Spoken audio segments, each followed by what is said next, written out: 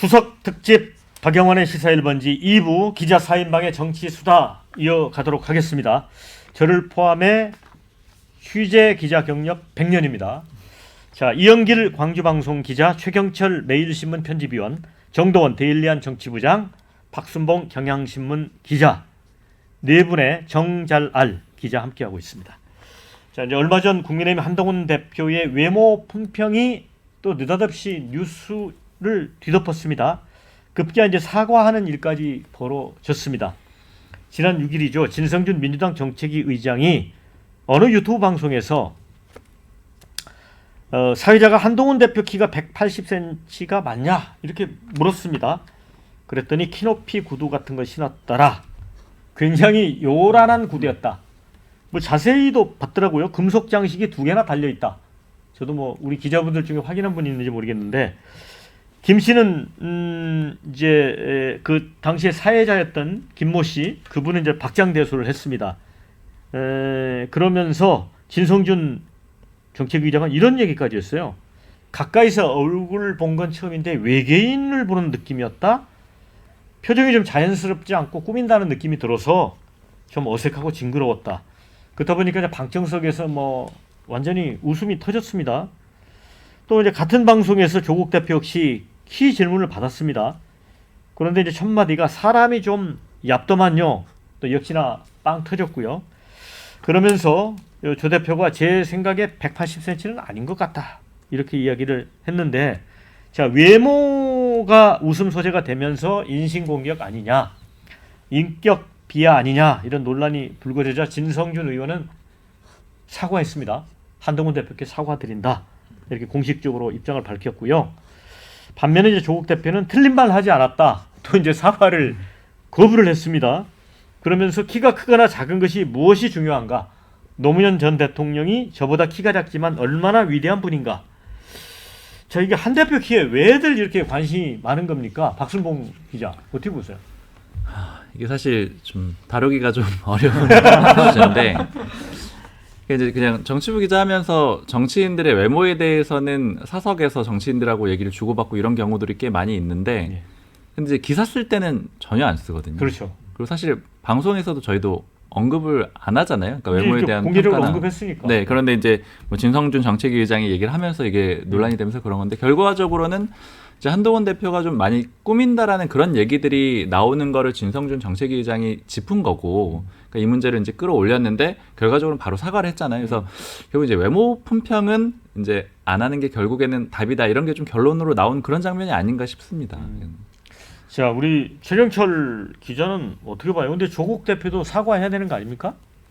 조국 대표는 저는 방송 풀텍스를 못 봤는데, 네. 조국 대표는 이 한마디 외에는 크게 말하지 않은 거 아닌가? 사람이 좀 얇더만요. 제가 조국 대표 민정수석할 때 제가 청와대 출입하면서 만나보면 이분이 굉장히 진중한 사람입니다. 네. 그래서 이분이 솔직히 이 사람이 좀 얇더만요, 이건 외모 비하라고는 하기엔 좀 그렇고. 그러면 한동훈 대표에 대한 총평 아니에요? 제대로 된 평가로 보세요? 뭐 그 조국 대표가 보시기에는 좀 진중하지 못하고 좀 가벼운 면이 있지 않나, 뭐 사진 찍고 이런 걸 좋아하니까. 조국 그러니까 대표 비하는 아니다. 그러니까 조국 대표는 굉장히 신중한 사람이고 말도 굉장히 가려합니다.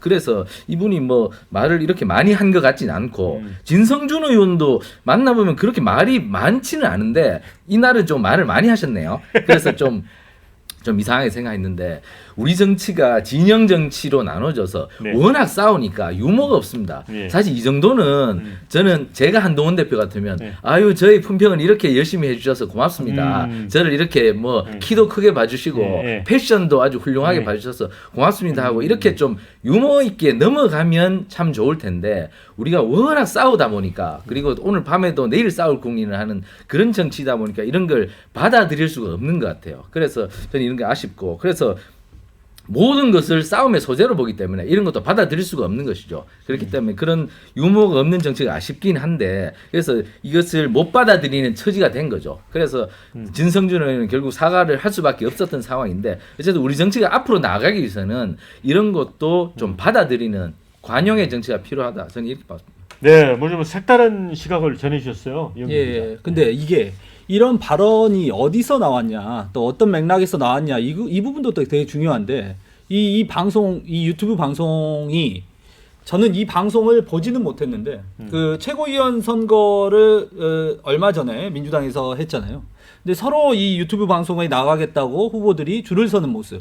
그리고 뭐 그 여성 후보들은 나가서 사회자의 구령에 맞춰서 큰절을 하는 모습, 이런 모습들을 보여줬던 그 방송 아니겠습니까? 그러니까 그 방송 자체가 저는 가지고 있는 그 맥락이 한동훈 대표가 웃으면서 넘길 수는 없는, 그래서 그 안에서는 계속해서 상대를 어떤 그 조롱하고 어떤 그런 뭐 약한 모습들을 공격하고 또 때로는 악한 모습으로 포장하고 이런 모습들을 계속 보여주고 있는 그런 방송의 좀 모습이 있어서 이 언론인으로서 이런 모습이 과연 좋게 시청자들이나 유권자들에게 다가갈 수 있을까라는 좀 걱정도 있습니다.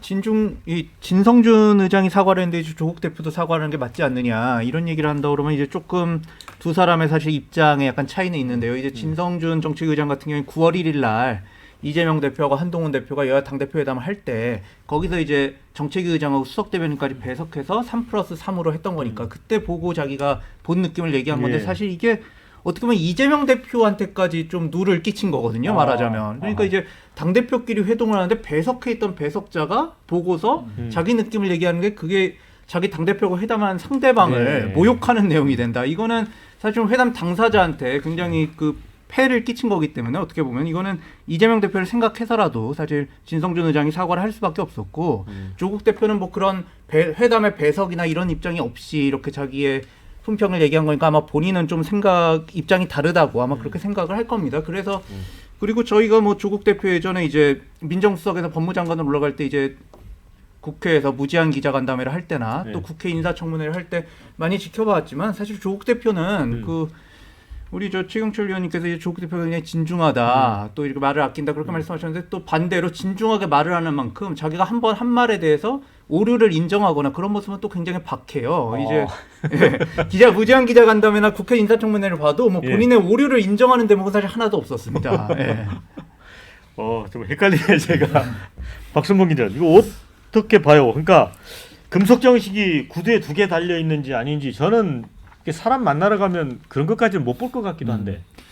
그러니까 좀 원론적인 말씀을 드린다면은 이제 얼마만큼 여야 간의 정치가 경색돼 있는지를 보여주는 상징적인 장면인 것 같아요. 그러니까 옛날 정치를 보면은 상대에 대한 예의도 굉장히 좀 많이 강조를 했고 특히 이제 어떤 표현을 할 때 구체적으로 잘 안 했잖아요. 그러니까 그 정치인들이 상대방을 비판하거나 아니면 공격을 할 때도 비유를 든다거나 뭐 그냥 예를 들어 뭐 드라마 같은 데 나오는데 뭐 찻잔에 물이 뭐 반이 들었는데 뭐 나머지를 채워달라라든가 이런 식의 어떤 비유를 썼는데 요새는 다 직설적으로 바뀌었거든요.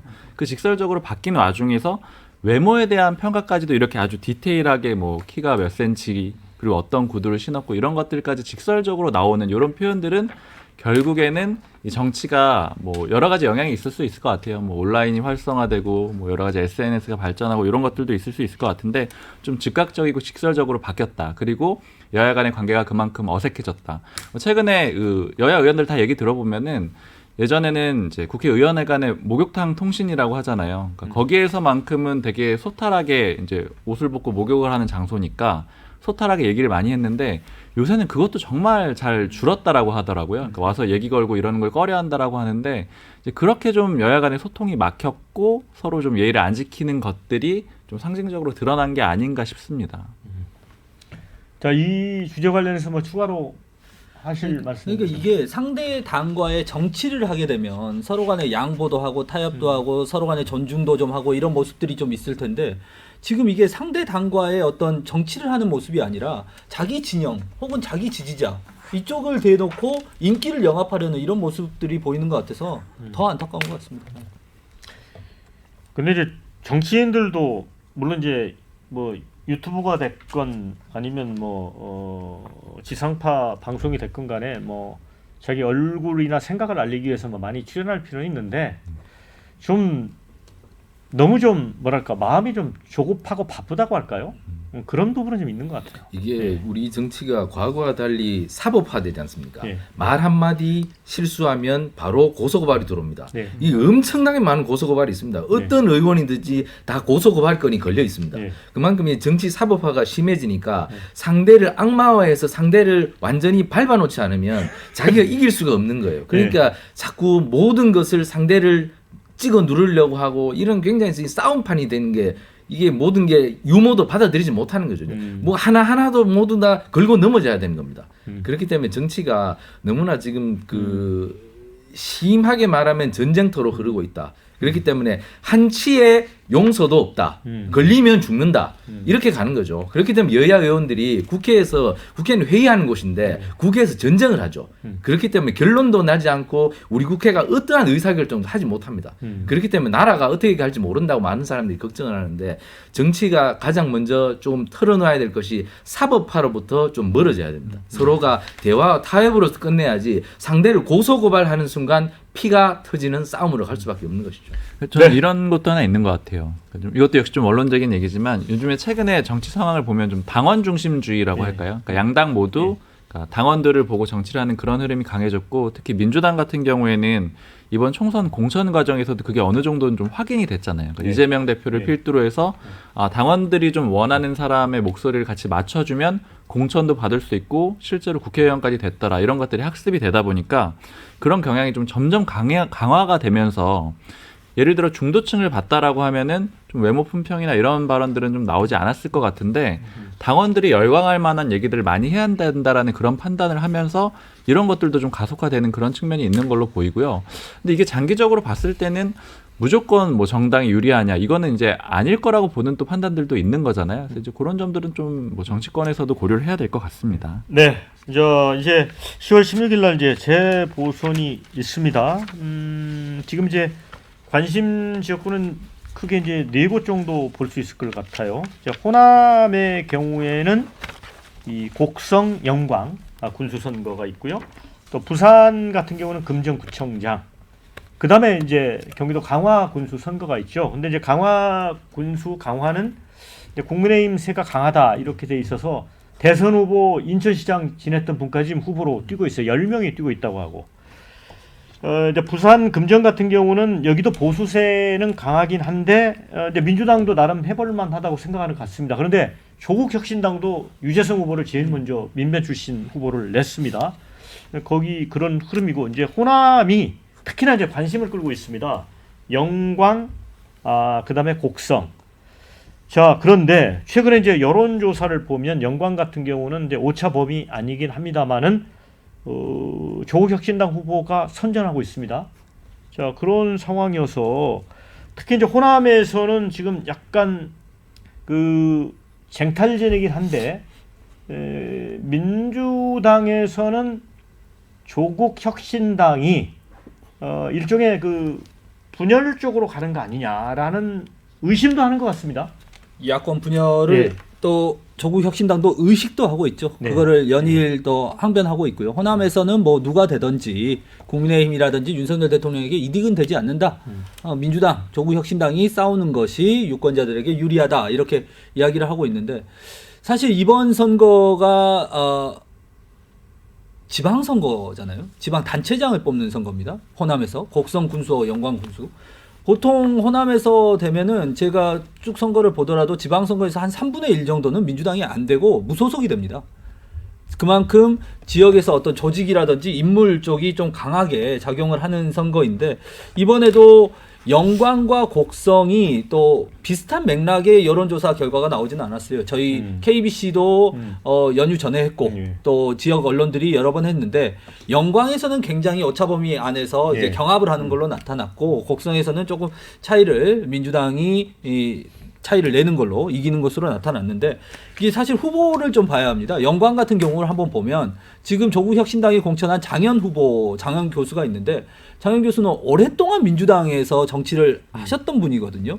그리고 이제 뭐 개파 굳이 따지자면 김두관 그 당대표 후보와 굉장히 친밀한 정치를 그렇게 시작을 했었고 그래서 이번에도 경선을 참여하다가 중간에 본인이 드랍을 합니다. 예. 그러면서 강제로 컷오프를 당했다라고 표현을 하는데 사실은 알고 보면 이제 캠프 내부에서 이런 이야기들이 있었다고 그래요. 이대로 경선 가면 민주당에서 우리를 절대 시켜주지 않을 것 같다. 여론조사 지금 이렇게 앞서서 나오지만 우리 이렇게 해도 이거 그대로 경선에서 무슨 장난질 이런 거 치는 거 아니냐라는 우려가 내부에서 좀 있었고 그러다 보니까 장현 후보가 경선 중간에 민주당을 나와서 곧바로 조국혁신당에 합류를 합니다. 그리고는 이번에 조국혁신당에서 공천을 받았죠. 그래서 이제 당의 문제, 물론 민주당이냐 조국혁신당이냐 지역에서 누구를 지지하느냐 이런 문제가 있지만 사실은 좀 더 내밀히 보면 어떤 인물을 이번 지방선거에서 선택할 것이냐 이런 것들도 많이 작용을 한다 이렇게 보입니다. 그러니까 이영길 기자 얘기 들으면 이번 영광 같은 경우는 비명 행사를 떠올리게 하는 대목이 아니, 있어요. 지금 총선에서 그랬고 곧바로 전당대회 한 지가 얼마 안 됐잖아요. 그리고 김두관 의원이 엄청 당했지 않습니까? 예. 그리고 그 개파인 장현 후보가 민주당 안에서 이거 해봤자 쉽지 않겠다라고 생각을 했던 거죠. 그 여파까지 지금 나타나고 있는 것으로 보입니다. 자, 최영철 기자는 어떻게 봐요? 지난달 이제 국회 본회의장에서 이재명 조국 두 대표가 브로맨스라고 할 정도로 긴밀하게 소통 협력한다고 하면서 나란히 앉은 모습을 페이스북에 올리기도 했어요. 근데 이제 호남에서 사실 혈투잖아요. 그렇게 보지 않으세요? 지금 조국혁신당이 존재감이 좀 없다는 평을 많이 듣고 있죠. 그렇기 때문에 조국혁신당은 호남에서 과거 안철수의 국민의당이 일으켰던 그 바람을 한번 일으켜줘야 조국혁신당의 미래가 있다. 결국 우리나라가 어떤 정당이 기반이 가장 큰 것이 지역적 기반이지 않습니까? 예. 민주당 호남 그리고 국민의힘 영남 이런 식으로 지역적 기반이 굉장히 중요하기 때문에 조국혁신당도 이번에 호남에 어느 정도의 기반을 닦아놔야 된다. 그렇기 때문에 곡성과 영광의 길을 굉장히 쏟을 수밖에 없는 것인데 최근에 군 단위 지방선거 조류를 보면 곡성이 26,000, 영광이 51,000입니다. 인구가 지금 찾아보니까. 그러니까 정당 바람보다는 누구를 공천하느냐, 인물을 누구를 잘 잡아서 그 사람을 데리고 오느냐 이것이 핵심이거든요. 그러니까 조국혁신당이 여기서 만약에 성공을 한다면 이번에 민주당을 잡아뜨리고 선거에서 승리함으로써 호남의 교두보를 크게 만들 수 있지 않을까 저는 이렇게 생각을 하는데 어떻게 공천을 할지는 아직 공천은 정해졌죠. 예, 정해졌습니까? 예. 그러면 아까 말씀하셨다시피 조국혁신당이 아마 공천을 약간 잘한 것으로 기류가 흐르는 것 같은데 아마 여기에서 승리한다면 조국혁신당은 과거 국민의 당이 일으켰던 호남 바람을 한번 만들 수 있지 않을까 이렇게 예측을 해봅니다. 그러니까 굉장히 높이 평가를 하시는 것 같은데 박순봉 기자. 네. 근데 이제 정도상 전북 도당위원장 조국혁신당 이분 같은 경우는 고인물은 썩는다. 민주당이 늙은 보수다. 이런 표현까지 했거든요. 그러니까 이런 구조적인 문제를 좀 봐야 될 것 같은데 그러니까 총선 전에 보면은 조국혁신당의 존재감이 굉장히 강력했잖아요. 네. 일종의 돌풍도 불었고 민주당에서도 적극적으로 이 돌풍을 활용해야겠다라는 그런 의지를 많이 보였고요. 지민비조가 가장 네. 대표적인 그런 사례였잖아요. 근데 총선이 끝나고 나서의 분위기를 보면은 조국혁신당 내부에서는 우리 팽당한 것 같다 이런 얘기까지 나올 정도였거든요. 왜냐하면 원했던 여러 가지 것들이 있었는데 예를 들어서 초기에는 한동훈 대표 특검법이라던가 아니면 교섭단체 완화해달라는 거죠. 네. 10석 정도로 낮춰주면은 조국혁신당도 들어갈 수 있잖아요. 이런 거에 대해서 민주당이 다 화답을 하질 않았어요. 근데 당시의 상황이 왜 그랬는지를 좀 보면은 총선 이후에는 사실 민주당 입장에서는 조국혁신당은 별로 필요가 없습니다. 구조적으로 보자면은 일단 민주당이 170석이잖아요. 그러니까 과반 의석을 가지고 있기 때문에 기본적으로 법안 통과시키는 데 전혀가 문제가 없고 유일하게 필요한 거는 필리버스터를 중단시킬 때 180석이 필요해서 그때 조국혁신당이 필요하지만 기본적으로 조국혁신당의 포지션이라는 건 민주당보다 더 왼쪽에 있기 때문에 의견을 따르지가 않을 수가 없는 거예요. 그러니까 가만히 냅둬도 조국혁신당은 민주당을 따라올 수밖에 없는 구조거든요. 그러니까 이런 상황에서 조국혁신당은 이번 선거를 맞아가지고 반드시 나의 존재감을 보여줘야지만 민주당에서 수용을 할 수가 있는 거고요. 제일 좀 주목해서 볼 수가 있는 거는 조국혁신당이 지난번에 총선에서 부산에서 비례대표 2위를 했다라는 거거든요. 그러니까 이런 것들이 아마 이번 선거에서 다시 보여주면은 이건 민주당이 갖지 못한 포지션이거든요. 부산에서 국민의힘에 이어서 2위를 할 수 있다라는 거는 그러면 이제 민주당에서도 얕볼 수가 없고 어떤 교섭의 대상이 된다거나 이런 상황들이 좀 가능할 것 같습니다. 저는 우리 호남 유권자분들이 굉장히 현명하다. 예. 좀 이런 관점에서 좀 보고 싶은 게 있어요. 예. 그 사실은 이 민주당하고 국민의힘이 얼마 전에 이제 정기국회 시작하기 전에 둘이 인천 영종도에서 워크숍 할 때 조국 혁신당만 전남 영광에 내려가서 워크숍을 했단 말이죠. 예. 그때 이렇게 저희 회사에서도 이렇게 혁신당 워크숍에 이제 기자가 따라갔는데 거기서 이렇게 밤에 뭐 의원들하고 이렇게 간담회하면서 얘기한 바로는 굉장히 호남에서의 재보궐선거, 이 군수두고 선거에 굉장한 자신감을 피력을 했다는 거예요. 무슨 자신감일까 했는데 우리 광주 방송에서 이렇게 추석 연휴 직전에 여론조사한 걸 수치로 나온 걸 보니까 이 자신감이 의미가 없는 게 아니더라. 예, 실제로 굉장히 조국 혁신당 후보가 유의미한 수치를 지금 보이고 있고 이게 보면은 그 굉장히 지금 중앙 정치에서 줄어들어 있는 호남의 목소리 그리고 호남 유권자들의 목소리를 키울 수 있는 어떤 계기가 될 수 있는 재보선이다. 그 사실은 얼마 전에 8.18 민주당 전당대회에서 이 민영배 의원이 광주시당위원장이라든지 뭐 여러 가지 기회가 있었음에도 불구하고 이제 선출직 최고위원 하겠다고 나갔지만 호남에서 유일하게 선출직으로 도전했는데도 떨어지지 않았습니까? 예. 그만큼 지금 중앙 정치에서 이 호남의 목소리 영향력이 축소돼 있는 상황에서 과연 이 군수 선거에서 우리 호남 유권자들이 민주당이 아니라 조국 혁신당 후보들을 선택하면 어떻게 되겠느냐. 그리고 그 시점이 또 10월 16일이란 말이죠. 10월 16일이면 이제 국정감사 끝나고 정기국회 예산심의 들어가거든요. 이런 상황에서 어떤 호남에서의 이변 이런 결과가 나왔을 때 과연 이 호남 예산을 과연 챙기지 않을 수 있겠냐. 호남 예산을 내가 챙기겠다는 두 당의 경쟁이 불붙을 수 있고 어떻게 생각하면 2016년에 이렇게 한번 싹 엎어서 녹색 바람이 불고 국민의당이 되고 당선된 다음에 그때 이렇게 서로 호남을 내가 챙기겠노라고 구애하던 그런 상황이 다시 일어날 수 있다. 네. 그래서 저는 호남 유권자들의 정치적 판단요 굉장히 높이 평가하고 네. 존경을 합니다. 네. 이제 현재 여론조사로만 보면 뭐 당장 선거를 한다고 하면은 뭐 1대1로 이제 한쪽씩 이제 승리를 할 것 같기도 한데 제가 조국 대표 인터뷰를 했더니 두 것 다 가져올 수 있다 이런 자신감이 있더라고요. 그래서 시간이 많지 않아서 한 40초씩 만약에 이제 선거 결과에 따라서 민주당과 조국 혁신당이 이제 지방선거도 있고 대선도 있는데 정말 이 그 한마음으로 갈 수 있을까? 요 관점에서 조금 한 40초씩 의견 들어볼까요? 제가 먼저 말씀드리면은 그 조국 혁신당의 조국 대표가 있는 상황에서는 네. 만약에 선거에서 이긴다라고 하면 교섭력을 좀 가질 수 있을 것 같아요. 근데 이제 장기적으로는 조국 대표가 사법 리스크가 있잖아요. 네. 그래서 만약에 이제 리더가 사라지는 그런 상황이 온다라고 하면은 뭐 다음 총선이든 혹은 그 전에 이제 대선이든 간에 민주당이 흡수될 가능성이 높다. 이게 좀 야권의 일반적인 분석인 것 같습니다. 네. 모든 정당은 정권 창출을 목표로 하죠. 네.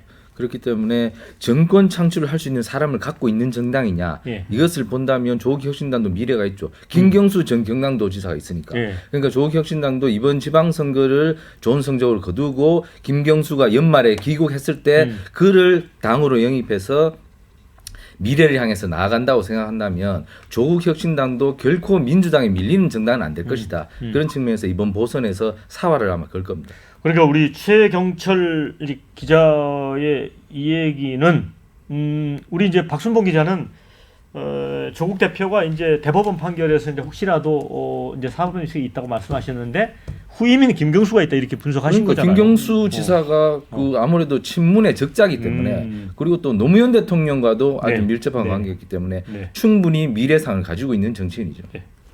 그 한산의 두 호랑이가 네. 같이 이렇게 사이좋게 공존할 수가 없는데 지금 야권이라는 하나의 산에 지금 대권 주자가 둘이 있다는 것이죠. 예, 조국 대표는 뭐 내일이라도 당장 유죄 판결 나오면 무슨 뭐 교도소 들어가서 스쿼트 열심히 하겠다 그러지만 그거는 들으라고 하는 소리고 본인은 내심이야. 정말 내가 뭐 당장 감옥 들어간다 그런 생각 하겠습니까? 또 본인의 이렇게 구미에 맞는 말들도 정치권에서 보면 많이 들려나오고 있어요. 그 대법관 후보까지 올라갔던 저기 신평 변호사 같은 경우에는 내가 대법원이면은 이렇게 작은 흠 하나 잡아가지고 이 파기환송 시킨다. 그러면 뭐 당장 부담 끌지 않고 이렇게 되돌려 보낼 수 있으니까 그렇게 되면은 뭐 다시 이렇게 고등법원으로 내려갔다가 무슨 재상고하고 그러면은 이거는 대선 전에 안 나오는 겁니다. 그래서 네. 저는 조국 대표도 본인이 대선 욕심이 있다. 예, 그렇습니다. 대선 욕심 있다. 우리 이영길 기자. 네, 이재명 대표도 사법 리스크가 있죠. 당장 감옥에 갈지는 않을 수 있지만 그래도 이 재판 결과가 나오면 예. 당의 상황이 어떻게 예. 변할지 모르겠습니다. 그 판결문을 보고 아마 지지자들도 이거 진짜 검찰의 수사뿐만 아니라 판사들도 이렇게 보는구나라고 했을 때 또 변화의 가능성이 또 한번 살아있는 것 같습니다. 야, 그렇게 보면 이제 호남 지역의 지금 재선인데 굉장히 좀 흥미롭게 지켜봐야 할 것 같습니다. 박영환의 시사 1번지 추석 특집 기자 4인방의 정치수다 여기서 마무리하겠습니다. 함께해 주신 여러분 감사드리고요. 저는 내일 오전 11시에 다시 찾아뵙도록 하겠습니다. 자, 네 분 수고 많으셨습니다. 수고하셨습니다. 감사합니다. 수고하셨습니다.